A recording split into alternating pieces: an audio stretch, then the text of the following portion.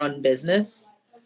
But I am one of the very few women who's not afraid to let the boys know that when I enter the room, the real man is now in the room. I don't think I can handle myself, but between me and my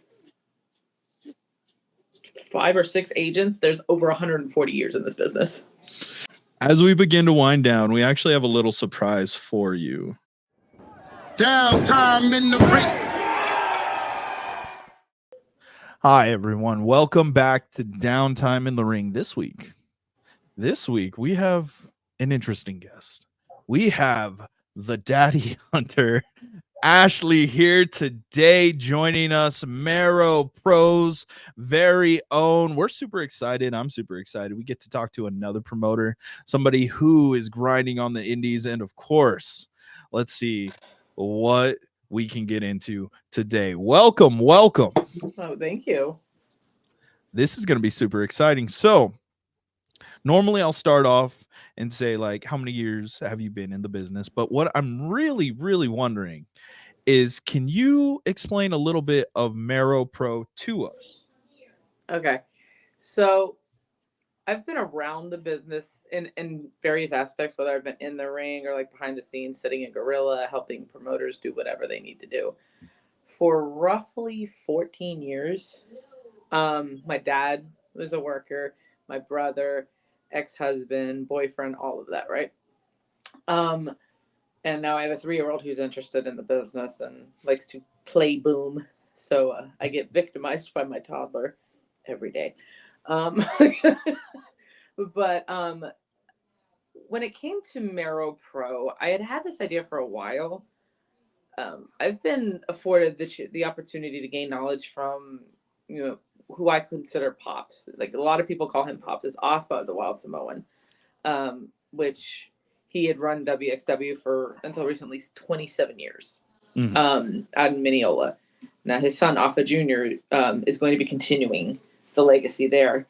But with Pops, I not only gained a lot of in-ring knowledge, but he gifted me a lot of behind-the-scenes production quality information, like agenting, paying attention to booking, paying attention to making sure everyone's hitting their marks where they need to, like when they need to, sticking to their times and all of that. If slip-ups happen, okay, what can we do to cover it up so the fans don't see it? I would not be where I am without Pops. At the end of the day, I'm so grateful for Pops, and he loves me like a daughter. So when I finally decided to pull the trigger and start Marrow Pro, I wanted to do it to honor Pops, but to also provide a legacy for my son, so he could see, you know what, mommy made it happen. Mommy achieved a dream. Mommy didn't let anything stop her. It's a very male-run business, but I am one of the very few women who's not afraid to let the boys know that when I enter the room, the real man is now in the room. I shake their hand just a little bit harder. But I wanted to bring something fresh to the independent, circuit, because a lot of the times what ends up happening, and I have several, promoter friends, several, obviously wrestler friends. A lot of the times what ends up happening is you see kind of the same people in the same match against the same opponent in various places. Little things might be different, but I wanted to bring something fresh, and yet something everyone can kind of relate to, which is where I'm kind of going with Marrow Pro. It's a family place and yet not a family place. Like, I don't know how to describe it other than that. Like, we're not held to a rating, but the way I tell the boys is, keep in mind there are children in the audience. So yeah, no F-bombs out here, or like, well, so make them make sense is what I say. They're okay. Obviously we're not going to say certain words. Yeah. But if you're going to use the F-bomb or whatnot, let's at least make sure you're using it where it would make sense for it to be used. Not just like scream it out randomly, which Mm. happened on the first show, but that person has since been dealt with. So where are you based out of? So Marrow Pro is based out of Brandon, Florida, which shout out to Libby in Center Place, Brandon, because I love Brandon. It's been a home for majority of my life from when I moved down from Canada. But there's not a lot to do in Brandon. There's a movie theater and a mall. There's several restaurants. So when choosing a venue, I wanted someplace local, someplace that, could use that little bit of a pick me up. And I found the perfect location, I feel like. So the craziest part is seeing your Facebook, seeing who you're friends with are people that we work with, but they're all over the country. So I was wondering, I was like, where is Marrow Pro based out of? And then I saw the WXW, which made my heart happy because of Chico Adams and a couple of other people that we've had on Chico has been I've known Chico since I started in this business. So Chico and I go way back, and I am so proud of him. He has been busting his ass for so many years. He deserves the world and more.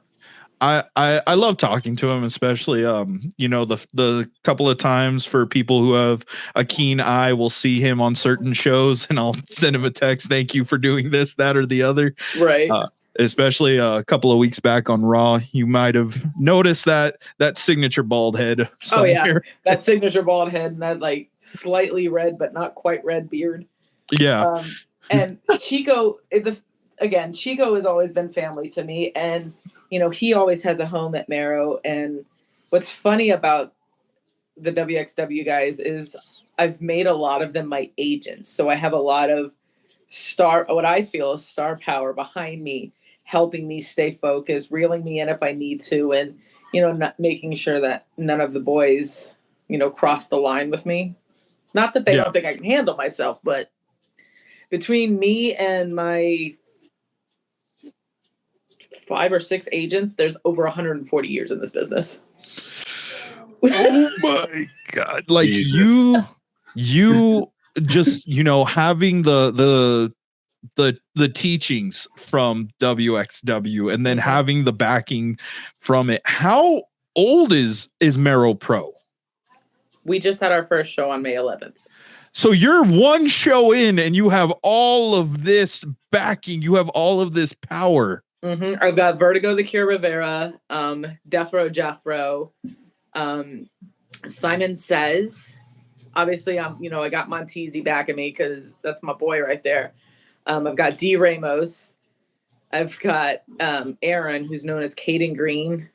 And I've got another one who has had a big factor in my career in wrestling, Rafael Gonzalez, known as the Puerto Rican Hound Dog. Without these guys, I would lose my mind. I know I drive them crazy, but obviously they've put in like 1,000 years each right into this business. They're all old. But I am so grateful for them. You are also a second generation wrestler. I am. Your father being a wrestler, Byron Bruce. Yes. Oh, could you kind of like say any stories about him? Like, did he ever teach you anything going into wrestling? Yeah. So he taught me the very first thing I ever learned about the business, which was gigging and how to take and give chair shots. Oh. So right out the gate, he was putting me through my paces. And I know he was nervous when I first said I wanted to get into it. Like he was positive and encouraging, but he was nervous for me because he has been in this, I think, want to say over 20 years. So it's got to be around 28 or so years. So he kind of knew the male dominant aspect of the business. So he was worried for me for that. I think I've kind of put those fears to rest though at this point. And look at you. You're raising the next generation, as you say. And the kid is absolutely insane. He likes to, so I'll lay on the bed, obviously, because I don't want him like power bombing himself onto the concrete. So he'll put one foot on me, he'll put his finger up and he goes, acknowledge me. And then he jumps and spins and sits on me. So like I said, victimized almost every day. So how difficult or how easy was it to get, this first show roster, being a promoter for your very first show? So I think it was a lot. I overstress on everything. I have very bad OCD. So when I want a particular thing done, I want it done, and I want it done a certain way. So when I feel that little things aren't, clicking, it bothers me, and I almost obsess over it to make them click. It's like fitting two puzzle pieces together that don't necessarily fit. But I relied on my agents, and I feel very confident, and a lot of people in the business know of me. And I know there was some hesitance from some of the guys I actually had on the show on whether or not I could do this. But I'm proud to say we sold out. So I like to see results. I'm a very hands-on person. So I was even stressing that day. I was like, oh my gosh, I wasn't seeing ticket sales online because we do have the tickets for sale on Eventbrite. But then the day of, it was like ping, ping, ping, ping, ping, ping, ping. I was like, and then fans were showing up and buying tickets. So I was like, okay. We were recently helping a promotion who's coming back, and they were doing their second show. And when we went backstage, because we got to do media for that show, they were having the same problem. Online ticket sales aren't doing great, and even us, we were outside about 30 minutes before the show started, and the line didn't look big, and we were like, oh man, this might not be good, because they sold out their first show, and then right after that, just a line to the street. And I'm like, okay, yeah, I think it's just, going to that venue and buying your ticket that way instead of doing it online. I think that's what gets people going. Yeah, and that's why I was like, okay, so the first show was kind of the way they told me to look at it is, let's get this first show out of the way. Let's see what kinks we've got, what we need to fix, what we did really great on. A lot of the guys came up to me afterwards and said, Ashely, I'm so proud of you. I know you were nervous. I was nervous too, but look what you did. I take great care in taking care of the boys in the locker room, because one thing I've noticed is, you can have a nice venue for the fans and whatnot. Everything becomes so fan focused. But the way I look at it is if you not totally focus on the boys, but if you focus on your talent, you focus on your roster, they are going to promote, they are going to put on the banger of a show. That's what's going to get people talking. Yes, obviously cater a little bit to the fans, but take care of the boys. That is where your bread and butter is. That is going to be where you get fans to be like, oh yeah, I went to the show, and hey, they have another one on this day, so let's go. And I took care of my boys. I made sure my boys were fed, thanks to my dad, who he barbecues. So he fed the boys. I made sure that our locker room it can be sectioned off from the fans, so there's no fan access in the locker room. We have our own bathroom. We have our own private entrance. So I made sure and took great care in providing for my boys. I want to come work media at your show. You're more than welcome to. Let's do it. The barbecue, bro. Chris, the barbecue. Right, here's the best part. So my dad's going to be cooking again for July. Last time he made pulled pork, right? And he smokes it overnight. So he has his own smoker set up. So we spent all night smoking. And he makes his own rubs and his own seasonings and his own brines and all that. So for July, he is going to be making ribs. And we don't do baby back ribs. We do ribs. Each rib is like this long. And it's probably about this thick. And then one of my boys, my best friend, a brother to me, his name is, he wrestles by the name of Rafael Delgado. He's the second son of the late, great Francisco Chiazzo. He is going to be making four tres leches cakes, one of them with rum. He's also going to be having empanadas. So we're basically having a whole cookout. Cookout in the back, pro wrestling show in the front. The white girl is hosting the cookout. Don't ask me how that worked out, but hey, it's happening. Oh man.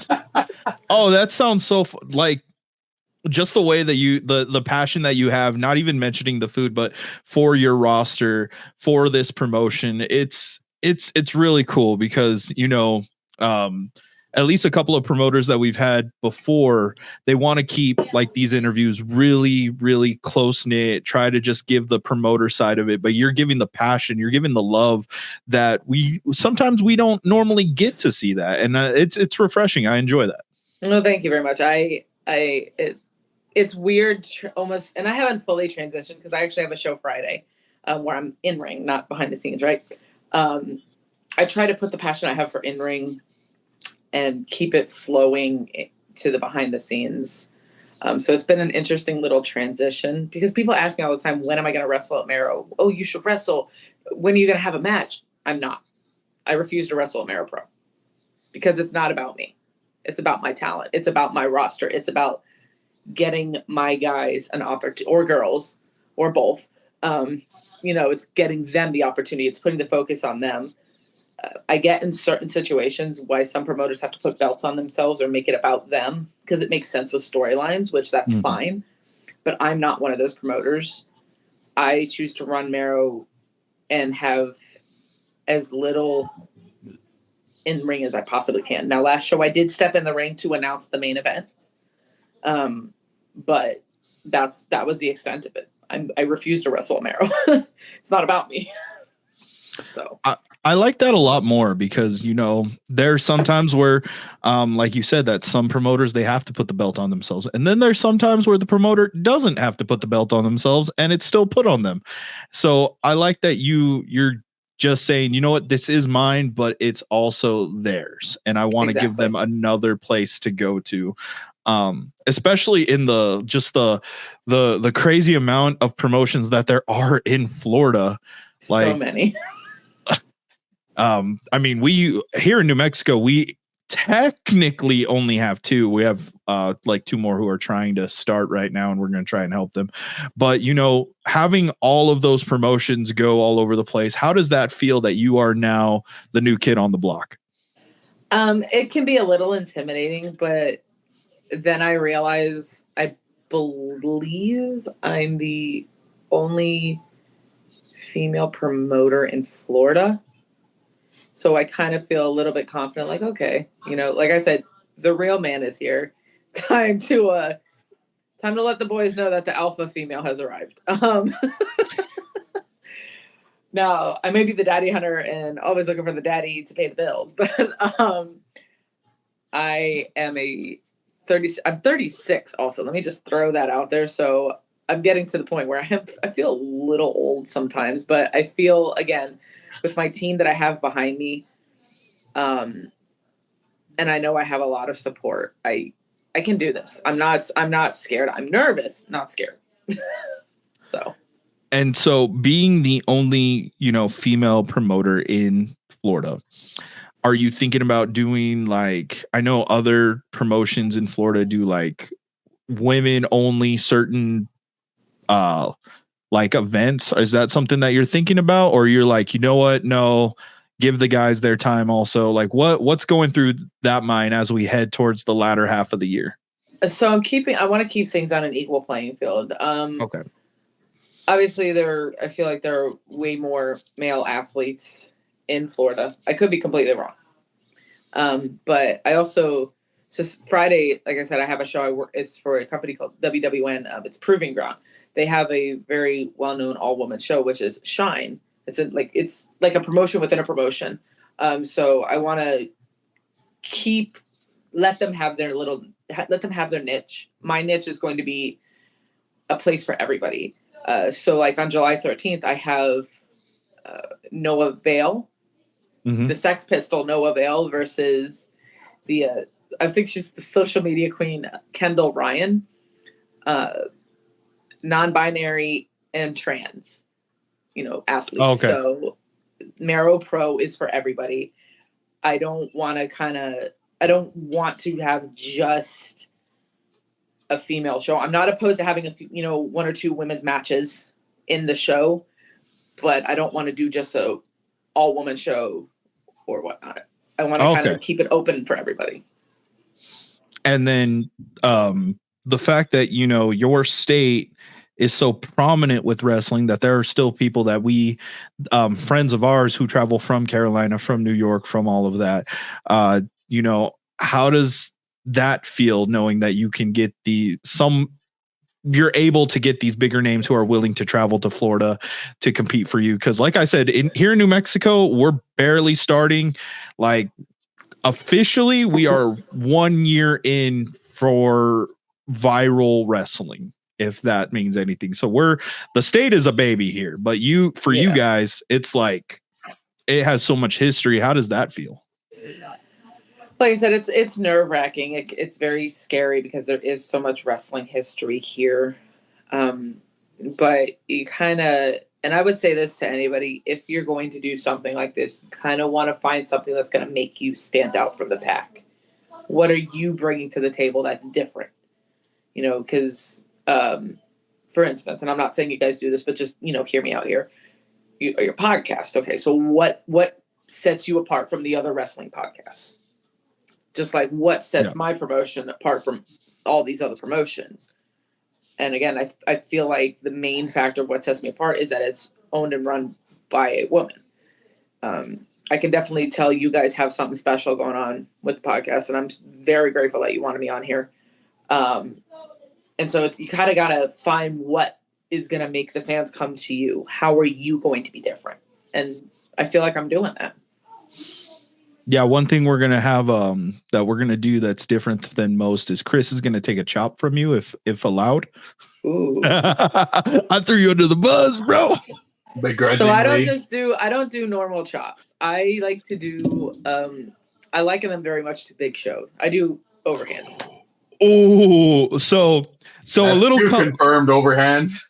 So a little context is I'm not currently training. I am with a school in a different part of New Mexico, and I'm trying to move there so that one day I can debut. Chris respectfully does not want to take a bump, but he has agreed that every guest that we've had, and the list is growing, get to chop him so that he can experience that kind of wrestling side of it. I mean, I got a few of my guys that are willing to come on. If you're looking to be chopped, and they love doing chops. So please. I've seen a couple of them break a man's chest open.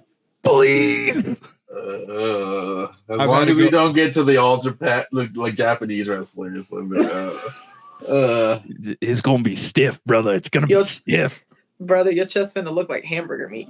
I don't want it. But I begrudgingly signed up from day one. Yes. It's like a wrestling school. He has to get the initiation.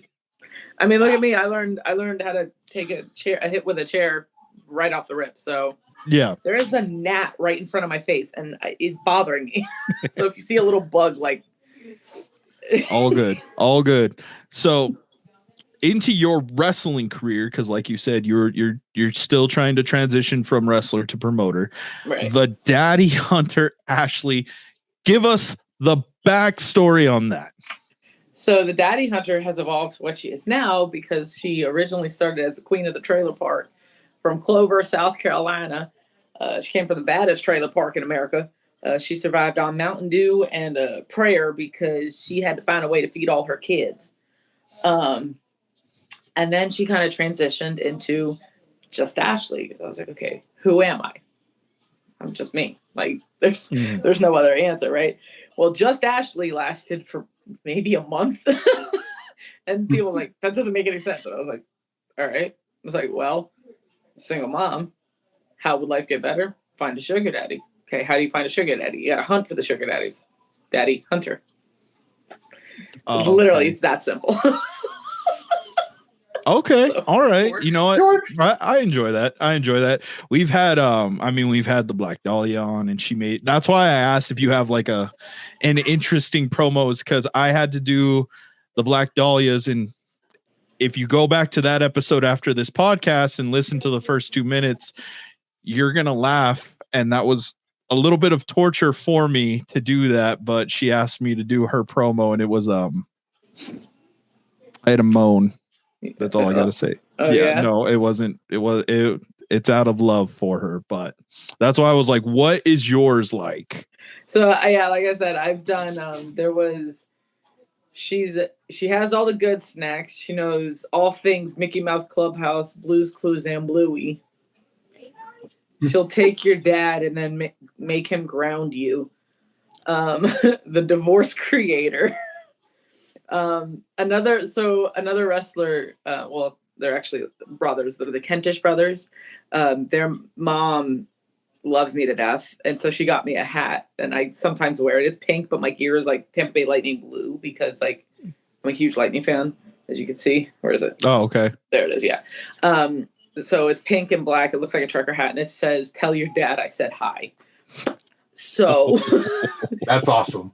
But I also have a little tiara that I wear occasionally to the ring, and it's got different diamond up skulls. And what I tell people is that each skull represents a daddy that I've hunted. Oh, So, it works. It works. I like it. I like it a lot. Because there's never enough money, so it's like I just have to keep moving on to the next daddy. Like, give me what you got, and then bye. I love this gimmick already. I love it already. It's so funny because there's so many people that don't like it. They're like, I would never. I was told by somebody one time, I would never let any of my girls do it. It's such a trashy gimmick. And I looked right at the person. I said, well, I'm not one of your girls, so. Ooh, I like it. I think it's creative, especially, I just think in it's wrestling in hysterical. general. If anything, if it's nothing else, it's funny. Yeah. So, how long have you been wrestling for? Well, I can't really ask that because you've been it seems like your entire life you've been wrestling. Right. So I would say active on and off for about 14 years. And I say on and off because I had to take some time off for personal reasons. I had a little bit of mental health concerns at one point. And then I've had a child. So there, you can't exactly wrestle pregnant because, can't wrestle pregnant. Although that would explain a lot with him. I'm kidding. I didn't wrestle pregnant, I promise. And so I just, I've had a few things happen in life that I had to step away for, I think the longest I had to step away was, and I was still going to shows and helping out at shows, but there was probably a good year where I wasn't in ring. I was backstage or helping with tickets or door or whatever, but I just wasn't in ring. But it's been about 14 years. So. Okay. So, going throughout your career up to this point, what's something that you can look back, like what's a way to describe, what's a word that you would describe looking back at your career to now? Oh God.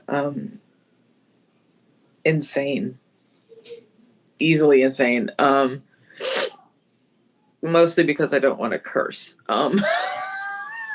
Oh, you can curse on here. Oh, the entire time you've been able to. Shit would be the word shit. No, I say insane because I feel like that can be both a good thing and a bad thing. There's been a lot of lows in wrestling for me, but there's been a lot of highs. I wouldn't have the family I have now. I wouldn't have made the friends that I've made without wrestling. Wrestling is, however, very time consuming. It's not cheap. But it ignites a passion in you like nothing else I've ever experienced. And it's so funny because wrestling is for everyone, but wrestling is not for everyone, if that makes any sense. Yes. A friend of mine said that. And what I like about Marrow Pro, and I can thank Aaron for this because he actually came up with a name for me. Caden Green, he said Marrow Pro because wrestling is in our bones. So I need a shirt now. We can get you one. I need a shirt now. We can definitely get you one. That's so good. Yeah, we'll talk. I'm gonna get you guys some, but yeah, it's like that addiction. You're like, okay, you know what? Maybe it's not for me. I'm gonna step back, and then you're like, but I'm gonna come right back. Okay, you know what? I need some time off. And no, I'm coming back. So that's exactly what it's been for me. There's been times where I'm like, I can't do this. I shouldn't do this. Why am I doing this? What's the point? And then I see how my son gets excited. I'm like, all right, there's the point. That right there. If this is the one thing I can leave him, if this legacy is the one thing I've got for him, then I've done my job. If he is happy and healthy and he is passionate, then I'm doing the right thing. And getting to grow up with a mom that is a promoter for a company is pretty amazing. My he coach, already walks in the locker rooms like he owns the place. It's crazy. Like, doesn't matter whose locker room it is. He climbs in the ring. He already knows how to run the ropes. So he already knows he puts his elbow over the ropes. He's already trying. He takes his own bumps already. He's already trying to like climb turnbuckles. He has no problem going up to the biggest guy in there and like hitting them to make them, bump for him. It's great. Oh, he's probably a joy to have at ring setup. Oh, he's probably a joy. He gets so antsy because he's like, I want to go in, Mama. I want to go boom. I want to go boom. I'm like, honey, there's no ring yet. You have to wait. That's awesome. Oh, that's cool. That's amazing. Great. He throws a temper tantrum when I have to take him out of the ring so like the rest of us can get in the ring. He wants to be the star already. He already is the star. Like I said, he also already knows when he walks in the locker room, he shakes hands with everybody, and he always shakes hands when we leave. I've taught him respect for that. Oh my God. I love that. I had to lock the bedroom door. He'd be in here, taking up this whole interview. I love it so much. Oh, I massive respect for that, because there are some promoters' kids that are still a little nervous, and it's like, well, we're still normal people. It's just, we throw ourselves on the mat. He's seen so many people in the gimmick. So he calls Death Row Jethro. He calls him Uncle, right? And he calls Vertigo the Cure Rivera. He calls him Dio, and then Hound Dog he calls him Big Tio because he's big guy. Yeah. And he's just big. Yeah. So he's seen them in all aspects. Hound Dog has crazy hair, barks. Vertigo wears an eye patch, has a crazy white beard, screams puñeta in his matches, right before he hits his like big finisher. And then of course, DJ Uncle looks like a death row inmate. So like he has no fear. Another buddy of mine, Zach Monstar, who is tatted up and pierced up and everything. Malik will go right up to him and just smile at him and go for him, to hug him. Any sense of scariness these guys are supposed to have goes away with Malik. Like Malik does not care who you are. He will ungimmick you so quick. I love it. I love it. We're gonna see Malik versus King Maxwell in the next 20 years, 15, 20 years. Malik, he has no fear. He'll go, like I said, he'll go up to the biggest guy in the room and kick him. He goes, ugh, and he kicks him right in the shin. And he'll do it again if you don't sell. Like if you're not hurt, he will do it again until you hurt. Yes, I like it. So, how are you, or like, what is your schedule like for Marrow? Like I said, going into the latter half of this year, is like, are you going to try to do it for every 3 months? Are you going to just try to bust one out every month? Every 2 months. Every 2 months, because we always, I figure to give myself a little, so we have the show and then the next day I take a day off to just like decompress. But then the day after I'm hitting it right away to give myself time, because we already have our July card secured. We already have our September card secured. So then our next show after that will be November. And then we'll go into the new year. But I figured this way it gives me time to figure out who I want, how I want them promoted, ticket sales and all of that, sponsorships, because we do have sponsorships. It was so funny. That was the weirdest part of this whole thing, is like having to go up to people and be like, hey, so I started this wrestling company. You want to sponsor it? But it got easier as I asked more and more people, because I was like, yeah, we have different sponsorship packages we can customize. They start at $200. They go on up to however much you want to spend. And so we'll work with you. If you say I can only do this amount of money, but I want this particular work. All right, let's talk. Mm-hmm. Let's do some promoting. Let's have you set up a table. so you can, sell some of your stuff, get some business out there. We'll put your logo on the flyers. We'll push that on everything. Like, let's do this. Like, let's do something that is beneficial for both my company and your business. All right, Chris, we're going to Florida. Listen, we were already planning it. Anytime y'all want to come, let me know. I mean, it's like beneficial both ways. Like, That's we got to. You guys are welcome anytime, and Montesi knows he's welcome anytime. I mean, he wrote our theme song. Like, of course, he wrote ours too. Yes, we love him. Much love to Teasy. So, are you already trying to look at a couple of out-of-state wrestlers? Because you have Louisiana, you have Georgia, I believe Alabama, but I could be wrong in that. Yeah, Alabama's there. Section. Definitely Georgia. I've got guys from New York already wanting to come down, and I am not above booking out-of-state talent. I think in the new year that's going to be a new goal. I kind of want to, for this year, just focus on getting some new Florida boy matches. Because like I said, I want to kind of keep things fresh, but I also have to think money. Cause like I said, single mom, full-time job, I got to be smart with my money. So that's why I do look for sponsorships. And so I want to bring in out-of-state people. It's just right now, financially is not a thing unless I can find a sponsor willing to pay for their travel, or if there's another show that they're working and we can work out something with that show and their promoter. Maybe do like a little combo deal or something, something along those lines. So we'll see. Ooh, we got a couple of, okay. So next year, if you're looking for anybody in Texas, New Mexico, Colorado, Oklahoma, anything like that, Arizona, we got you. We got you. And send them my way. So I send, message me and let me see what they're about, and I'll get with my agents, because I don't, as much as I know I could, I don't book anything without talking to my agents first. Because like I said, these guys have had more years than me, so they know when somebody's throwing me a price that's ridiculous. And so I always, it's like, hey, is this one okay?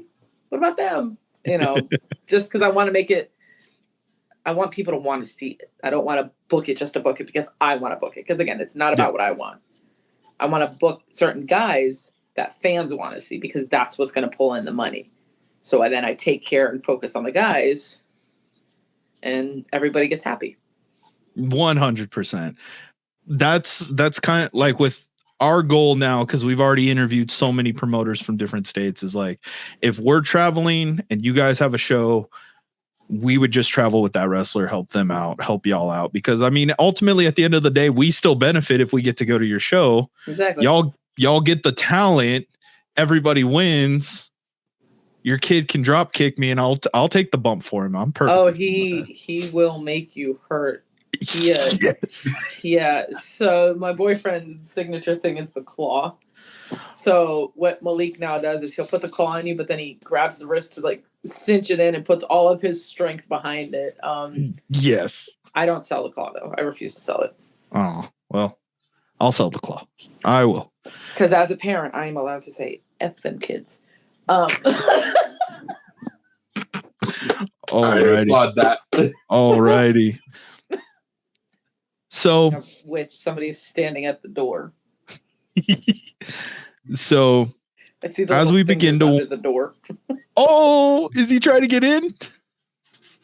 As we begin to wind down, we actually have a little surprise for you. Somebody decided they wanted to come in and have some fun too. Yo. Teasy. Yo. Hello, my wonderful family. How are you guys doing this one? Hi, good. We're good. Hi. How you doing, sweetie? You know I love you. I'm doing good. Your nephew's trying to come in the interview. Hey, little man.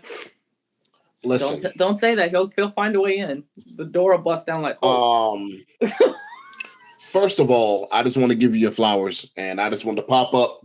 You know what I mean? I just want to pop up and give you your flowers for everything that you're doing. Me and you go way back.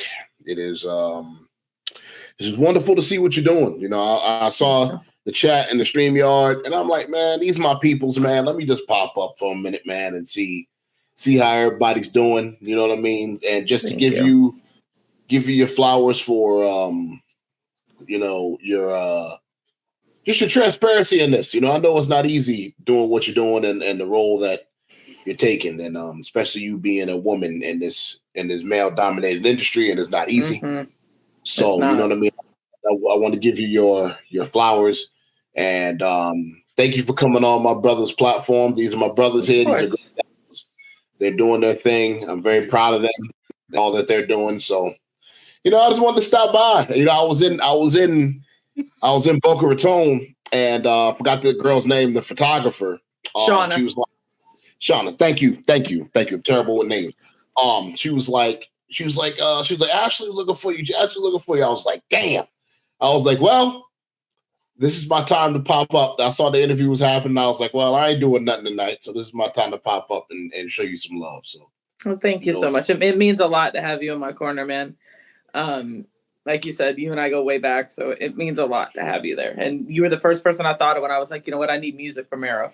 I don't want to just be playing any kind of random music. And so I was like, Teasy, duh. And I'm so happy. Everybody is so hyped now that we have it, like to be able to add it on Snapchat and the Instagram and like Facebook and all that. Like everybody is like so jazzed, and I'm just like, it brings a little tear to my eye. I'm so grateful for you. All love, man. You know, I will definitely make sure I'm gonna pop out to one of these shows. I'm not gonna tell you which one because I'm gonna surprise you again. I'm not gonna tell you which one I'm gonna pop out. I'm just gonna show up, but it's not How too am far I supposed from to look cute if I don't know when you're coming? You ain't got to worry about that. You look great regardless, no matter what you're doing. What about to say? You distracted me. Shit. Listen, yes, I'm gonna pop out. I'm gonna pop out to the show. I don't know which one yet, but I'm gonna surprise you. And hopefully we can coordinate this to all of us to pull up together. You know what I mean? That'd be amazing. All of us we can coordinate this and make it happen. But when I do pull up, I'm not gonna tell you. That's all I'm gonna say. I'm just gonna show up at the door. That's it. I'm just gonna trouble show up at the causer is what you are. Hey man, you know, I told Donovan, I was like, look, I'm gonna pull up, but don't tell her I'm pulling up. You know what I mean?